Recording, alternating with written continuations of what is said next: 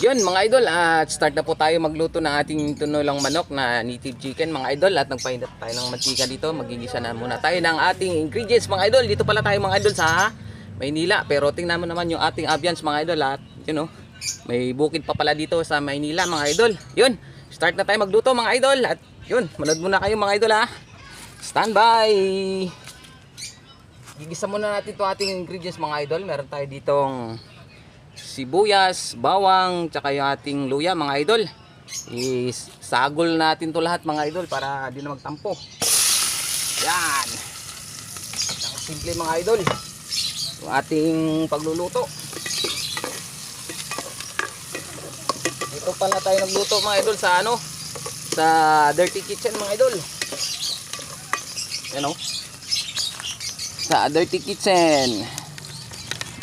Tayo sa Dirty Kitchen mga idol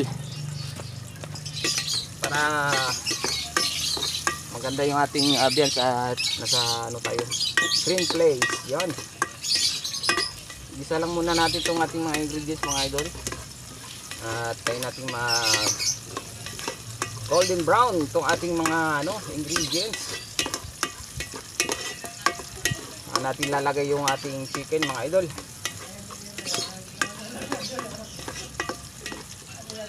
Yan. At lalagay na rin natin itong ano mga idol, oh, lemongrass para ano mga idol, bumango na agad yung ating niluluto. Para maiba naman yung ating pagluluto mga idol. Mayroon tayong konting twist. Yan. At syempre yung ating ano dito mga idol, oh, yung ating manok na native chicken galing pa tong Bicol mga idol. Shoutout kay Boss Jobert. Tayo natasang magluto nito mga idol. Abangan nyo ating pagmumukbang mga idol. Yan o. At gigisa na natin to mga idol. Gisa muna natin to mga idol, yung ating native chicken. Yan. Kahit konting gisa lang to mga idol dahil luto na po yung ating native chicken.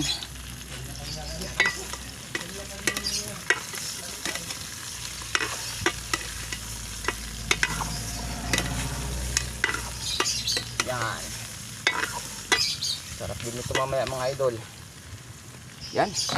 Lagyan na rin natin ng paminta mga idol. Lagyan natin ng paminta para lumasa na agad ito mga idol. Siyempre lagyan din natin ng asin. Konting asin lang muna mga idol para mamaya mag-adjust tayo ng ano, ng lasa nya. Para di tayo masobran sa alat mga idol. Siyempre para maglasa na po yung ang kanyang karne mga idol, lalagyan na natin panlasa mga idol. Ano, lagyan natin ito. Yan ang tiktik mga idol sa pagluluto. Kaway-kaway sa ano, marunong magluto. Yan. I-support na lang ng ating Facebook mga idol.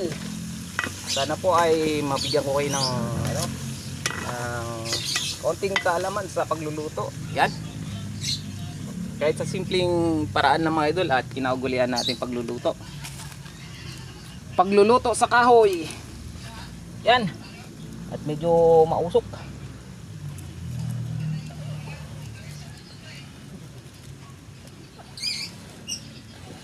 Talagang luluha ka dito mga idol.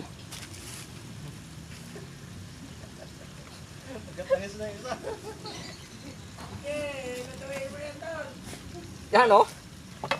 Talagang ano, birada to the max.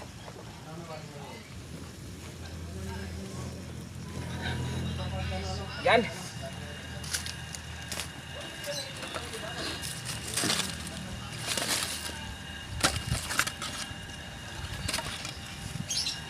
So yung pagluluto na pan sa kahoy talaga. Simple. Yan. Mga idol ang pagluluto. Sa simpleng paraan lang.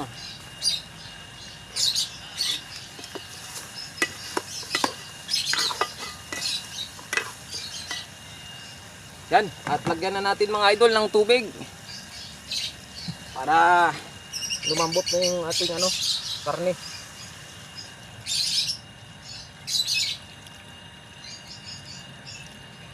Mamaya na natin mga idol para ano, marami yung higop natin ng sabaw.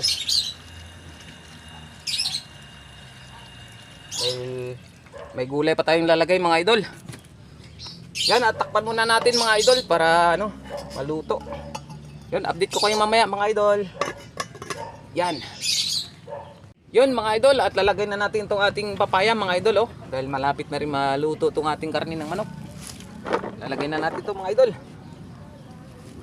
Yan. At kumukulo na. Yan.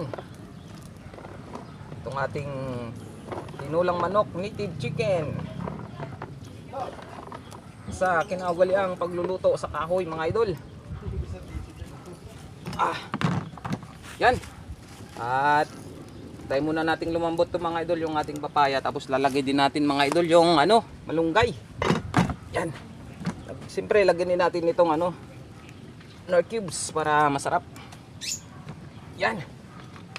Mga idol oh. Grabe ito mamaya. Palamiin kayo. Yun mga idol, at update ko kayo mamaya mga idol pagluto na yung ating ano, at lalagay na natin yung malunggay mamaya mga idol. Yun. Yun mga idol, at lalagay na natin tong ating ano mga idol oh, malunggay. Yeah, konting malunggay mga idol sa ating nilulutong ano, tinulang manok mga idol. Yun oh. Wow.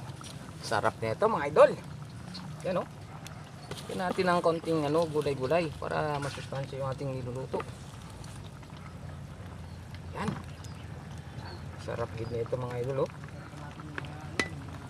Yan, takpan lang muna natin yan mga idol at konting minutes lang. Paunguin na rin natin yan mga idol. Yan.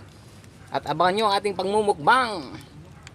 Yan mga idol, at pagmumukbang na tayo mga idol. Ito pa na yung ating naluto na ano, tinulang manok mga idol, at nakasetup na tayo dito. Yan. Yan mga idol, at kakain na tayo. Yun.